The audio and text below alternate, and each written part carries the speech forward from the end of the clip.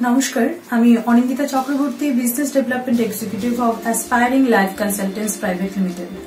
আমার সাথে রয়েছে অঙ্কিতা পাল। অঙ্কিতা, হ্যালো অঙ্কিতা। তুমি কোন ইয়ার এমবিবিএস পড়া শুরু করেছো, কোন বছর থেকে?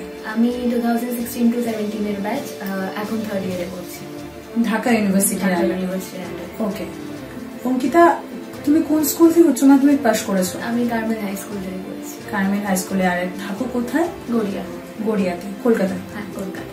আচ্ছা অঙ্কিতা, এটা জানবো তুমি এখন কোন কোন সাবজেক্ট, মানে এই থার্ড ইয়ারে কি কি সাবজেক্ট পড়ছো? আমার এখন ফরেনসিক মেডিসিন আর কমিউনিটি মেডিসিন আছে। Forensic medicine, community medicine. তার সাথে আরেকটা জিনিসও জানবো অঙ্কিতা, যে এখন কতজন টিচার সাবজেক্ট ওয়াইজ, কজন টিচাররা পড়ান বা লেকচারার কতজন রয়েছেন? লেকচার আমাদের টিউটোরিয়াল একটা সাবজেক্টে 2 to 3 পার্সনস মানে টিচার্স, আর প্রফেসরসও 2 to 3 professors. Okay, per subject. আর ল্যাঙ্গুয়েজটা কি থাকে ক্লাসে যখন পড়ো? ইংলিশ থাকে। আর ওই ক্লাস ওয়াইজে এখন জিজ্ঞেস করবো যে ইন্ডিয়ার সাথে কি ওই সিলেবাস, এখন ইন্ডিয়া যেহেতু তুমি ভারতবর্ষ থেকে বাংলাদেশে পড়তে গিয়েছো, ইন্ডিয়ার সাথে সিলেবাসের কতটা ম্যাচ রয়েছে? বা সিলেবাসটা এক, মানে পড়াশোনার সবই প্যাটার্ন এক, শুধু কোন ইয়ারে কি কি সাবজেক্ট গুলো ডিফারেন্ট, একটু সাবজেক্ট গুলো একটু আলাদা। আর এটার সাথে ওটাও জানবো অঙ্কিতা, যেহেতু সাবজেক্ট বইয়ের কথাটাই আসছে, মানে বইগুলো কোন কোন লাইব্রেরিতে, যেরকম লাইব্রেরিতে কি ইন্ডিয়ান মানে কোন রাইটারদের, ডাক্তারদের যেরকম ইন্ডিয়ান বই থাকে, মানে যেগুলো আমাদের পড়ানো হয় সবই তো ইন্ডিয়ান বেসড, আর সেগুলো ইন্ডিয়ান হোক বাইরের অথর হোক সবই থাকে, আমাদের সবই থাকে। আচ্ছা অঙ্কিতা, এটাও রয়েছে যে তুমি 3 বছর ধরে পড়াশোনা করছো, তোমার এখন কি প্র্যাকটিক্যাল ক্লাসেস নিশ্চয়ই, মানে প্র্যাকটিক্যাল ক্লাসেস আমার কথার অর্থ হচ্ছে যে হসপিটালে যে পেশেন্ট ভিজিট, সেটা ওয়ার্ডে যাওয়া, সেটা কি শুরু হয়ে গেছে? আমাদের থার্ড ইয়ার থেকে শুরু হয়েছে। আর বাংলাদেশে যতটুকু ধারণা বা তোমার অভিজ্ঞতাও জানবো, যে পেশেন্ট ছুঁয়ে কি তোমরা প্র্যাকটিক্যাল করতে পারো, মানে ওটাই আমাদের যেমন কোন ডিজিজ সম্পর্কে? হ্যাঁ, যেই পেশেন্ট আসুক না কেন, আমাদের টাচ করে, উইদাউট টাচিং কোনো পেশেন্টকে জাজ করা বা ডায়াগনোস করা ইজ ইম্পসিবল। তো সেটাই আমাদের শেখানো হয়, যে জাজ করে, টাচ করে জাজ করা, ডায়াগনোস করা। আর এমনি মানে তোমাদের যেরকম এই পেশেন্টদের ব্যাপারে, এখন যখন প্রেসক্রিপশনের এটাও যখন ডায়াগনস্টিক ব্যাপারটা চলে আসে পেশেন্টের ব্যাপারে, তখন কি তোমরা এটা থাকে যে প্রেসক্রিপশন গুলোর যখন ব্যাপার আসে, সেই ক্ষেত্রে কি প্রেসক্রিপশন কোনো লোকাল ল্যাঙ্গুয়েজে নাকি তোমরা ইংলিশে? ইংলিশে দেওয়া হয়, ইংলিশেই থাকে। বোঝানোটা লোকাল ল্যাঙ্গুয়েজে হয়, বাংলা যেটা ওখানে, কিন্তু প্রেসক্রাইব করা হয় ইংলিশ ল্যাঙ্গুয়েজে। ওকে।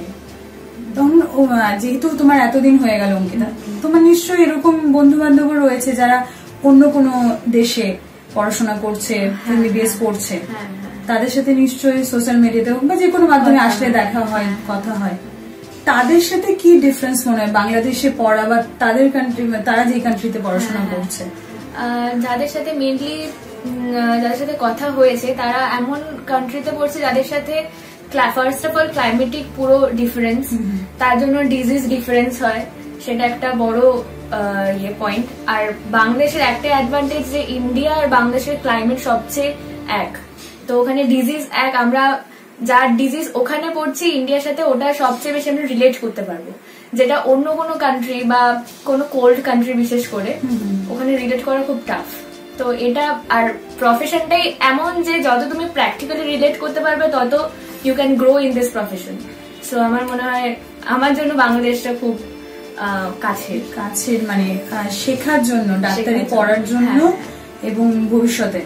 আরেকটা জিনিস যেটা তোমার কি মনে হচ্ছে, যেহেতু থার্ড ইয়ারে পড়ছো, সাবজেক্ট গুলো অনেকগুলো তোমার সাবজেক্ট পড়া হয়ে গেছে এমবিবিএস এ, তো সেই জায়গায় কি মনে হয় এফএমজি কতটা সোজা হয়ে যায়, কতটা ইজি হতে পারে বাংলাদেশে পড়ার ইয়েতে? বাংলাদেশে পড়ার টেকনিকটা অনেকটা বলবো রিলেটেবল বা ইন্ডিয়ার মতন, তাই জন্য it is more easy to crack FMG. আর আমাদের গাইডেন্সও এমন ভাবে দেওয়া হয়, আমাদের টিচার্স ফ্যাকাল্টি এত ভালো যে আমরা যদি বলি যে আলাদা কোনো টিউশন বা আলাদা কোনো হেল্প দরকার আমাদের, সেটা তারা দেয়। তো এদিক দিয়ে আমরা ফরচুনেট। ওকে। এটাই এখন অঙ্কিতা এটাও জানবো, এখন তোমার একটু পার্সোনাল লাইফের দিকে আসি, তোমার ব্যক্তিগত। তোমাকে জানি যে তোমার বাবা কি করেন? আমার বাবা হোমিওপ্যাথি ডাক্তার। Homeopathy doctor. বাবার নাম? বাবার নাম, মায়ের নাম? বাবার নাম হচ্ছে অঙ্কন পাল আর মায়ের নাম শঙ্কর পাল। আচ্ছা, অ্যাসপায়ারিং লাইফের সাথে অঙ্কিতা যোগাযোগ কেমন করে? অ্যাসপায়ারিং আমরা পেয়েছিলাম হচ্ছে লিফলেট দেখে অ্যাসপায়ারিং এ, আর এর আগে আমরা বহু কনসালটেন্সিতে ঘুরেছি, but we were not satisfied.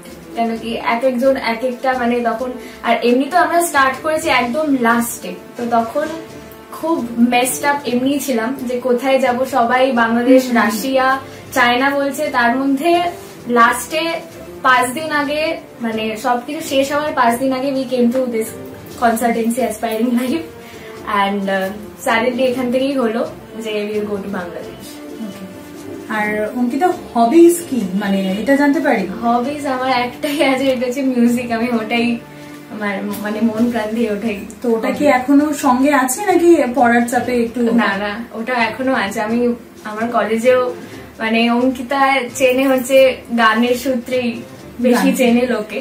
মিউজিকটাও একটা মানে ভালো পজিশনে আছে যে আমি আমার কালচারটাও বা যে আমার হবিটাও এখনো এর পিছনে ফেলতে হয়নি, ওটাকে পিছনে ছেড়ে আসতে হয়নি সেটা। আর অঙ্কিতা তখন মানে 2016-17 3 বছর আগের কথাই বলছি, তো সেই জায়গাতে তোমার তখন বাংলাদেশ কেন, মানে বাংলাদেশকে পছন্দ যাওয়ার, বাংলাদেশে কি ওই তখন তো, এখন তো পড়ছো তাই ডিজিজ প্যাটার্ন বা যে কোনো ক্লাইমেট বলো, এটার সাথে তোমার যোগাযোগ হচ্ছে, তুমি জানতে পারছো, তখন বাংলাদেশ যাওয়ার কারণ কি ছিল? অন্য যেটা আমি শুনেছিলাম যে অন্য কান্ট্রিতে শুনেছিলাম যে খুব কম আসা যাওয়া হয়, মানে হয়তো বছরে 1 বার বা বছরে 2 বার আসা যাওয়া। তো মাকে আমি এটাই বলেছিলাম যে তুমি আমাকে যেখানেই পাঠাও না কেন অ্যাটলিস্ট কাছাকাছি পাঠাও, যে আমি 2-3 মাস অন্তর অন্তর আসতে পারবো বা এরকম একটা। কেন কি তখন আমি খুবই হোমসিক ছিলাম, এখনো একটু কমেছে, কিন্তু তখন এতটাই ছিলাম যে অত দূরে ট্রাভেল করে পড়াশোনা করার মেন্টালিটি আমার ছিল না। তাই জন্য বলেছিলাম যে তুমি যেখানেই পাঠাও, কাছাকাছি পাঠাও, I am ready to go. আর এখন তাহলে এখন বলা যায় যে গিয়ে এটা ভালো হয়েছে যে আমি এডুকেশন দিক থেকে আমি স্যাটিসফাইড, হ্যাঁ, যে আমি পিছিয়ে পড়ছি না। না, আমি সব দিক দিয়েই স্যাটিসফাইড, যে আমার কাছেও হয়েছে, এডুকেশনটাও অনেক similar to India, disease similar to India, তো সব দিক থেকে আমি প্রফিটেবল। ওকে, আর অঙ্কিতা এটাও জানবো যে অ্যাসপায়ারিং লাইফের সাথে তখন যুক্ত হওয়া একটা অ্যাডমিশন, তো ওটা প্রসিডিওর ফার্স্ট থাকে, তারপরে অ্যাসপায়ারিং লাইফের যে কমিটমেন্ট গুলো থাকে, যে সার্ভিসেস গুলো থাকে, সেদিক থেকে তুমি কতটা স্যাটিসফাইড, বা তোমার ফ্যামিলি, বিশেষ করে তোমার মা বাবা, প্রত্যেকের দুজনের ক্ষেত্রে বলবো, তাদের কেমন, তাদের প্রতিক্রিয়া? হ্যাঁ, মানে আমি পার্সোনালি মা বাবা তো অবশ্যই খুবই স্যাটিসফাইড, কিন্তু আফটার ওখানে অ্যাডমিশনের পর আমিও বলবো যে আমি ফুললি স্যাটিসফাইড। কেন কি শুনেছিলাম অনেক কনসালটেন্সি যারা পরে আর ভিজিট করে না, কি ওখানে ছেলে মেয়েদেরকে ছেড়ে চলে আসে, they don't take care of them. তো সেই দিক দিয়ে আমি বলবো প্রচন্ড আমি লাকি বা ফরচুনেট যে তারপরেও আমাদেরকে ফোন করে জানা হয়েছে, গিয়ে আমাদেরকে ভিজিট করা হয়েছে, and what ever they প্রমিসড about hostels, about anything, studies, faculties, anything, they have kept their promises. Okay. আর তখন একটা জিনিস ছিল যে FMG ব্যাপারটা, যেটা মানে ফরেন মেডিকেল গ্রাজুয়েশন এক্সামিনেশন, সেই ক্ষেত্রে হয়তো তখন ততটা ওয়াকিবহল ছিল না এই ব্যাপারটা। তখন FMG তখন কি মনে হয়েছিল যে FMGর ক্ষেত্রে যে কনসালটেন্সি কতটুকু তোমাকে মানে মোটিভেট করতে পারে, সেটা কি করতে পেরেছিল অ্যাসপায়ারিং লাইফ? হ্যাঁ, ওরা তো প্রথম দিন থেকে they were very supportive about this thing that. আর এখনো তো আমাকে মানে প্রত্যেকটা সাবজেক্টের বুকস দিয়ে বা এনি নোটস বা অনেক কিছু ভাবেই আমাকে হেল্প করবে, পুরো বিশ্বাস আছে। And I know for them only I can crack FMG। ওটাই ব্যাপার যে শুধুমাত্র মোটিভেট করাও নয়, অ্যাসপায়ারিং লাইফ এভাবেও সাথে আছে যে কোন রকম এডুকেশন তোমার নোটস এর দরকার, বা এটা তোমাকে দিলে তোমার ভবিষ্যতে তোমার FMG এর ক্ষেত্রে হোক বা তোমার ডাক্তারি জীবনের ক্ষেত্রে হোক তোমার কাজে লাগতে পারে। সেদিক থেকে অ্যাসপায়ারিং লাইফ সবসময় সঙ্গে রয়েছে, একদম কাছে রয়েছে। আর যেহেতু বাংলাদেশে অ্যাসপায়ারিং লাইফের নিজস্ব অফিস রয়েছে, সেখানকার স্টাফরা প্রত্যেকেই ওখানে ভিজিট করে, তোমার ভালো খারাপ সবসময় মানে কোন রকম ইনফরমেশনে তোমার পাশে দাঁড়ানো, সেটাই। আর এটাই বলবো যে তখন মানে তখনকার কমিটমেন্ট গুলো, সার্ভিসেস গুলো এখনো তুমি তোমার ফ্যামিলি তুমি স্যাটিসফাইড, সেই দিক থেকে তো অ্যাসপায়ারিং লাইফ তোমাকে থ্যাংক ইউ জানাবি না, সেটা প্রত্যেকের তরফ থেকেই ধন্যবাদ জানাই। আর সেটাই, আর যেহেতু থার্ড ইয়ার চলছে তোমার, আর তোমার এডুকেশনে এখন মানে একদম প্রায় অনেকটাই তুমি এগিয়ে এসছো, হ্যাঁ বলতে গেলে হাফ অফ দ্য নয় 70% হয়ে গেছে, হ্যাঁ ডান। তো সেটার ক্ষেত্রে বলবো যে এক্সামস আর ফ্যাকাল্টি সবকিছুই কতটা সাপোর্টিভ তোমার, মানে তো ওখান থেকে যেহেতু ফরেন স্টুডেন্ট তুমি যাও, সেটা কতটা সাপোর্টিভ তোমার ক্ষেত্রে যে এডুকেশন মানে ইন্ডিয়া থেকে স্টুডেন্টরা আসছে, তাদের কোন রকম তাদেরকে কি আলাদা কোনো দৃষ্টিতে দেখা হয় যে ওদের local students? The best part of Bangladesh faculty, বা আমি অন্য কলেজ যাই না, I am telling about my college, that ওরা কখনো ভাবে না যে উই আর ফরেন স্টুডেন্টস। আমাদের সবাইকে একই রকম ভাবে ট্রিট করে, বাংলাদেশিদেরও যেরকম ভাবে ট্রিট করছে, ইন্ডিয়ানদেরও ট্রিট করছে, বা অন্য যে কোনো কান্ট্রি থেকে যাক তাদেরকে সিমিলারলি ভাবে ট্রিট করছে। হয়তো মানে যদি আমাদের কোনো ল্যাঙ্গুয়েজ প্রবলেম থাকে, অনেক সময় অনেক স্টুডেন্টসরা এরকম হয় হয়তো কোনো একটা সেন্টেন্স হয়তো বাংলায় বললো তারা, উই ক্যান আন্ডারস্ট্যান্ড দ্যাট, তো সেটাতে আবার ইংলিশে বোঝানো, তাদের কোনো ত্রুটি নেই। আর তাতে কোনো মানে ওরা এতটুকু ফাঁকা রাখছে না যে স্টুডেন্টদের কোন রকম মানে প্রত্যেককে সেটাই। অঙ্কিতা তোমার সাথে মানে এত কিছু ডিসকাশন করার এটাই একটা যে তোমার কি অভিজ্ঞতা তোমার তোমার এডুকেশনের দিক থেকে, তোমার বাংলাদেশে পড়ছো যখন অনেক সময় এখনো স্টুডেন্টদের মনে এটা থাকে যে বাংলাদেশে কেন পড়তে যাব, তুমি তাদেরকে সাপোর্ট করবে যারা এখনো মানে এই দোমনায় রয়েছে যে এই কলেজ নাকি ওই কলেজ, এই কান্ট্রি না ওই কান্ট্রি, ইন্ডিয়া না বাইরে, কেনই বা সেটার জন্য।